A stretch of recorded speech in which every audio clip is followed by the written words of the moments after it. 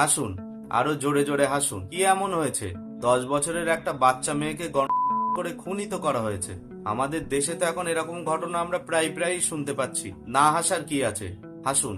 এই ভিডিওতে যে হাসছে সে কোনো সাধারণ পুলিশ কর্মী নয়। ইনি হলেন আইজিপি রামিয়া ভারতী, আইপিএস এর তৃতীয় সর্বোচ্চ র্যাঙ্কের পুলিশ অফিসার। ভিডিওটি একটি প্রেস কনফারেন্সের আগের মুহূর্ত, যার বিষয় খুবই সামান্য। তামিলনাড়ুর কোয়েম্বাটুরের সুলুর এলাকার একটি 10 বছরের বাচ্চা মেয়ে, যে বাড়ির কয়েকটি জিনিস কিনতে বাইরে বেরিয়েছিল। দুজন ব্যক্তি বাইক নিয়ে এসে তাকে অপহরণ করে, তার সাথে শারীরিক নির্যাতন করা হয়, তারপরে তাকে নৃশংসভাবে খুন করে একটি লেকের ধারে ফেলে দেওয়া হয়। পরের দিন তার ছিন্ন ভিন্ন মৃতদেহ উদ্ধার করা হয়, থানায় কেস করা হয়, তদন্ত করা হয় এবং দুজন অভিযুক্তকে ধরাও হয়। আর সেই ঘটনার প্রেস কনফারেন্সের আগের মুহূর্তে এই মহিলা পুলিশ কর্মীটি হাসছেন। হতেই পারে ওখানে কোনো হাসির কথা হয়েছিল, কিন্তু তখনই কি হাসার দরকার ছিল?